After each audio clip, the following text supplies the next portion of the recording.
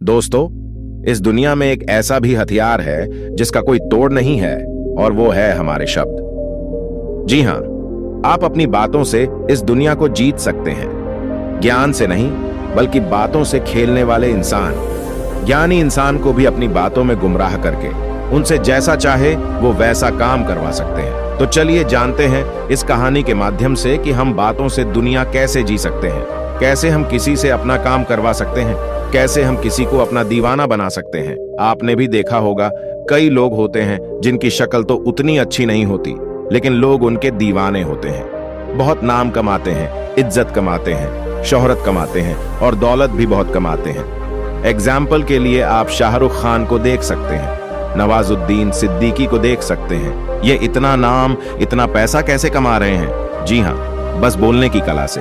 तो चलिए जानते हैं कि हम बोलने की कला कैसे सीख सकते हैं। लेकिन इससे पहले कि आप कहानी में खो जाएं, इस वीडियो को लाइक कर, चैनल को सब्सक्राइब कर, कैंपेल आइकन कैंडी दबाकर एल को जरूर सेलेक्ट कर लें। एक समय की बात है, हिमालय की घाटी में एक बहुत ही महान बौद्ध भिक्षु रहते थे। उनकी ख्याति दूर दूर तक फैली हुई थी। एक दिन एक व्यक्ति उनके पास आया और वह व्यक्ति उस बौद्ध भिक्षु से कहता है कि हे गुरुवर, सब यही कहते हैं कि चालाकी से बात करो, चालाक बनो, अन्यथा तुम हमेशा पीछे रह जाओगे। हे गुरुवर, आप ही बताएं कि चालाक कैसे बन जाता है। क्या आप हमें चालाक बनने के बारे में कुछ बता सकते हैं? उस बौद्ध भिक्षु ने उस व्यक्ति की सारी बातें बड़े ही ध्यान से सुनी और उसके बाद मुस्कुराते हुए वह उस व्यक्ति से कहते हैं, तुम मेरी बात बड़े ध्यान से सुनना। जो मैं तुम्हें बताने वाला हूं वह बहुत ही महत्वपूर्ण है, इसीलिए इसके एक एक शब्दों को बहुत ही ध्यान से सुनना और इसे समझने का भी प्रयास करना।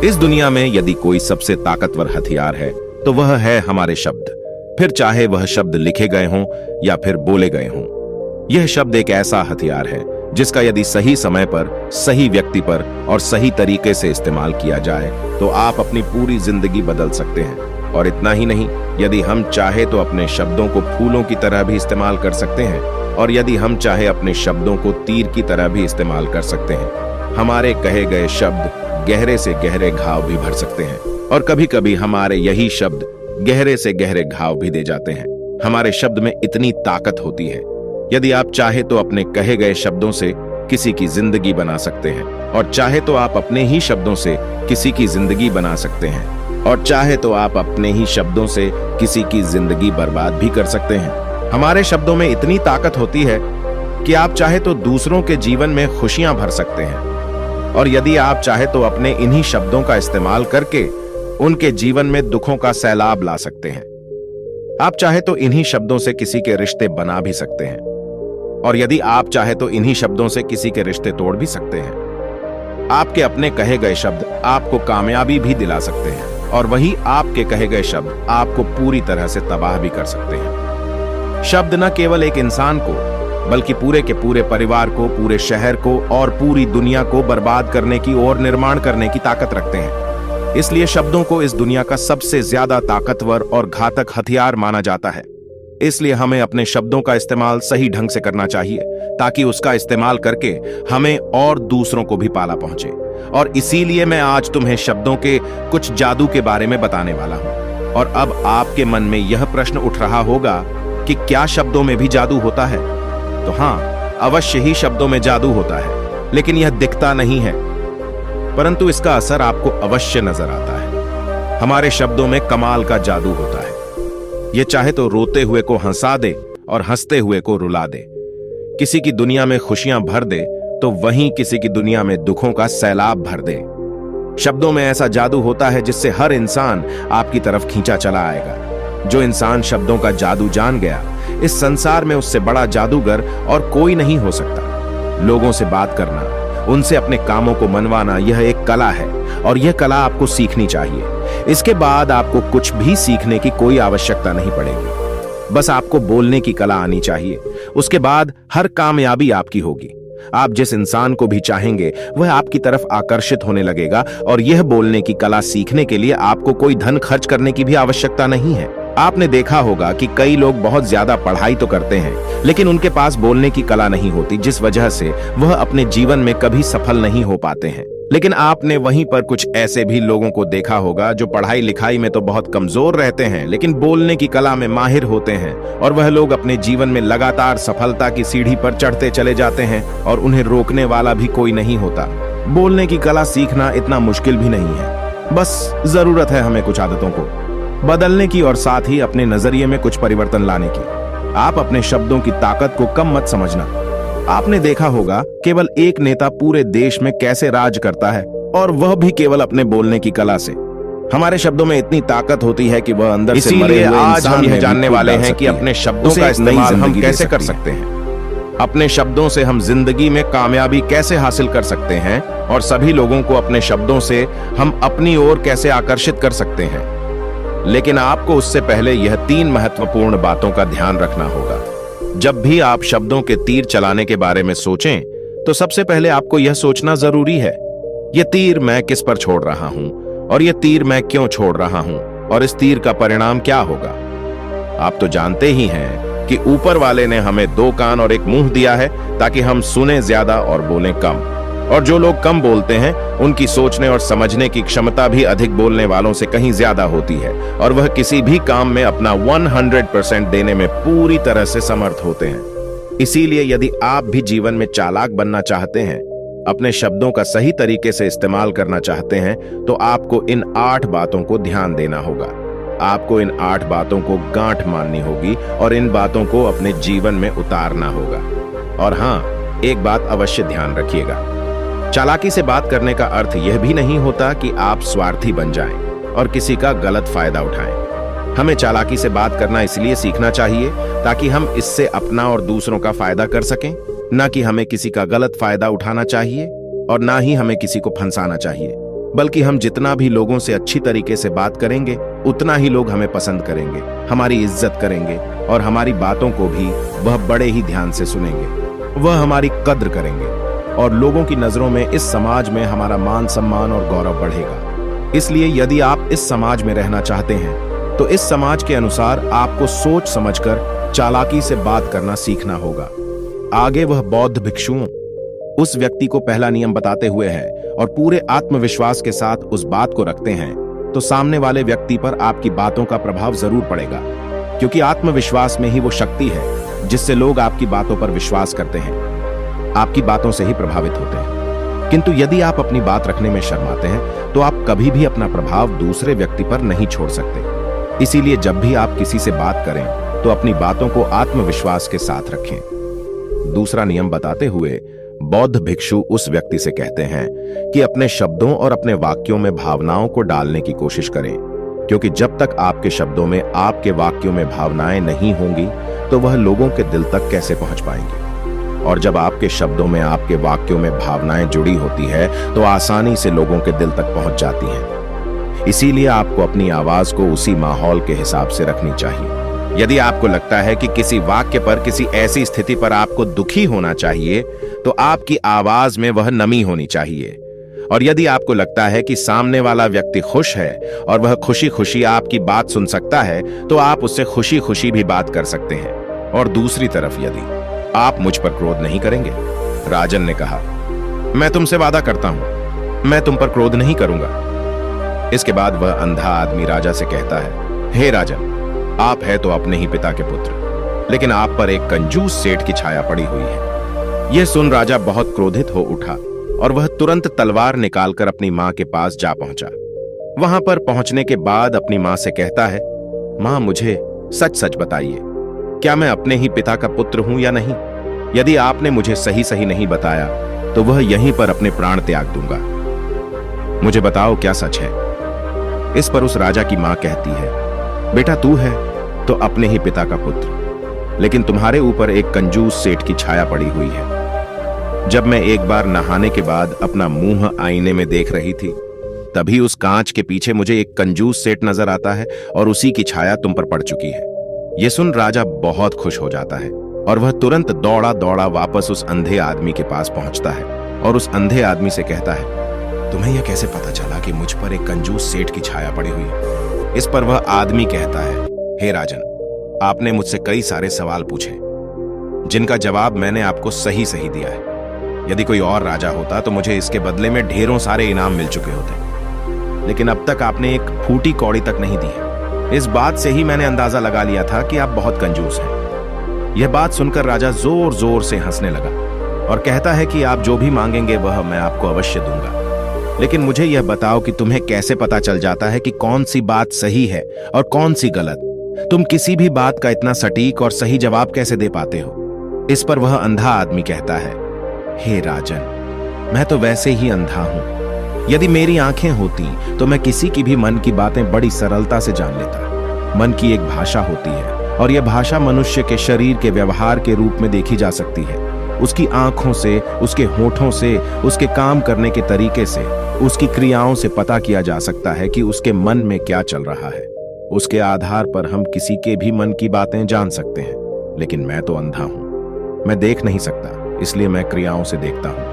यदि मुझे कोई बात जाननी हो तो अगले आदमी को कुछ काम देना पड़ता है, जिस पर वह व्यक्ति किस प्रकार काम करता है, किस तरीके से इस काम को करता है, उसके आधार पर ही मैं यह पता कर पाता हूं कि उसके मन में क्या चल रहा है। तभी वह राजा कहता है, तो क्या इसका अर्थ यह हुआ कि मैं भी किसी के मन की बातें जान सकता हूं?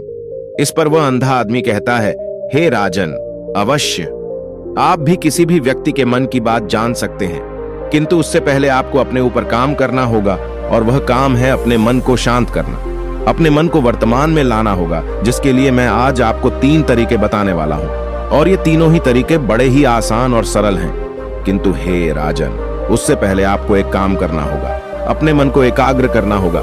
जब हम अपने मन को एकाग्र करते हैं, अपने मन को वर्तमान में लाते हैं, तो हम दूसरे के मन की बात जान सकते हैं, क्योंकि वह आदमी अभी भी अपने मन में वर्तमान में ही सोच रहा है, और हमें भी मन को वर्तमान में ही लाना होगा। तभी हम उसके मन की बातें जान सकते हैं। यदि हम अतीत में हुई घटनाओं के बारे में सोच रहे हैं, तो वह जो अगला आदमी वर्तमान में सोच रहा है, वर्तमान में अपने मन में बात कर रहा है, वह हम कैसे जान पाएंगे? क्योंकि हम तो अतीत की घटनाओं में डूबे हुए हैं। इसलिए किसी के भी मन की बात जानने के लिए सबसे पहले हमें हमारे मन को एकाग्र करना होगा, उसे वर्तमान में लाना होगा। आगे वह व्यक्ति राजा से कहता है, हे राजन, जो 3 तरीके मैं आपको बताने वाला हूं, इन 3 तरीकों से बड़ी आसानी से किसी के भी मन की बातें जान सकते हैं। उसके बाद वह अंधा आदमी राजा से कहता है, हे राजन, जो सबसे पहला तरीका है वह है आंखों पर ध्यान देना।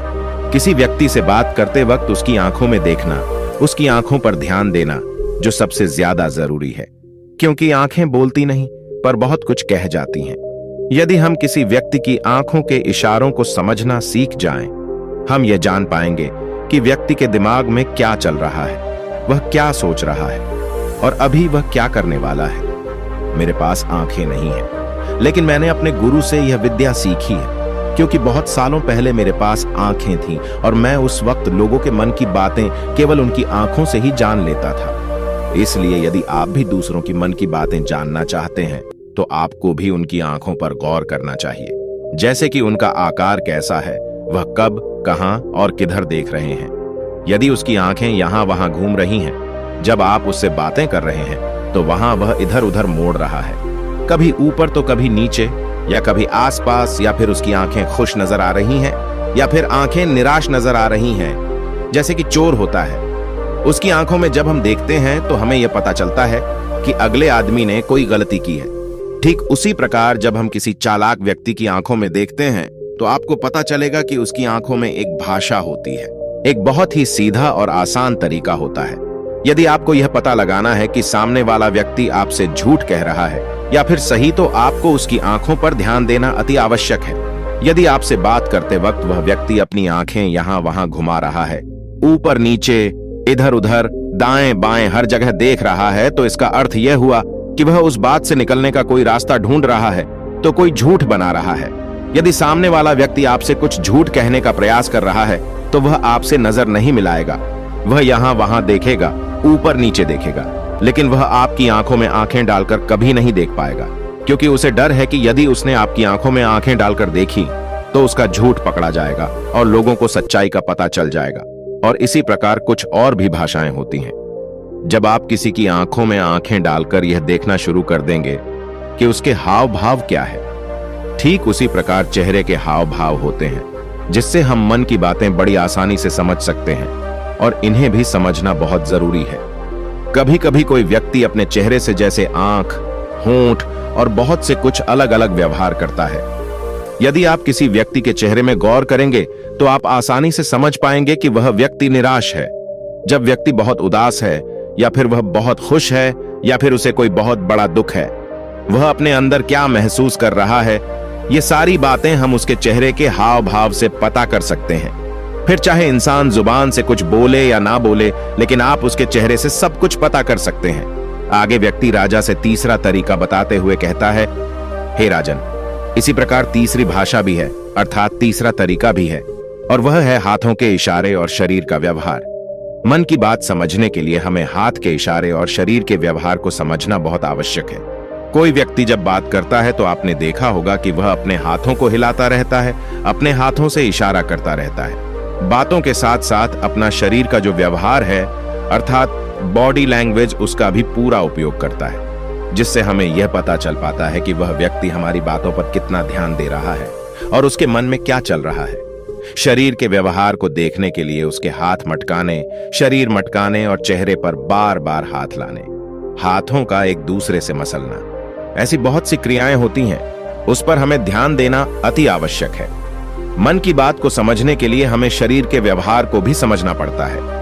यदि हम इन तीन तरीकों को सही तरीके से ध्यान देकर इन तीन तरीकों को अच्छे से समझ लेते हैं तो हम बहुत जल्दी किसी भी व्यक्ति के मन की बातें बड़ी सरलता और सहजता से जान सकते हैं।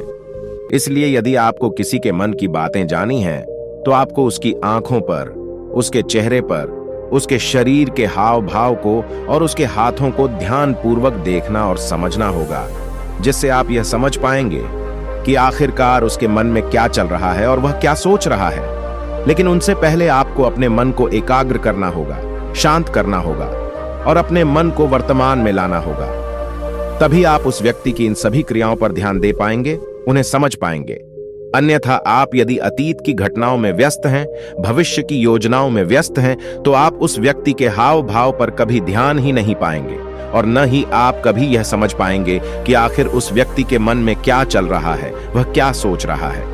आपने देखा होगा कि ऐसे कई बड़े संत महात्मा हैं जो बड़ी ही शांति से आपको देखते हैं और आपको देखकर ही यह बता देते हैं कि आपके मन में क्या चल रहा है, आप उनसे क्या जानने आए हैं। और इसका सबसे बड़ा प्रमुख कारण यही है कि वह आपको पिया सकते हैं, आपको समझ सकते हैं, आपकी मन की बातें जान सकते हैं, क्योंकि उनका मन एकाग्र है, शांत है, और यही कारण है कि वह आपके मन की बातें बड़ी सरलता से समझ जाते हैं। यदि आपने अब तक पूरी कहानी को सुना है तो मैं आपसे एक छोटा सा अनुरोध करना चाहता हूं। कृपया इस चैनल को सब्सक्राइब करें ताकि मैं आपके लिए और भी ऐसी ही ज्ञान से भरपूर कहानियां लेकर आ सकूं। नमो बुद्धाय। मिलते हैं एक नई कहानी के साथ अगली वीडियो में।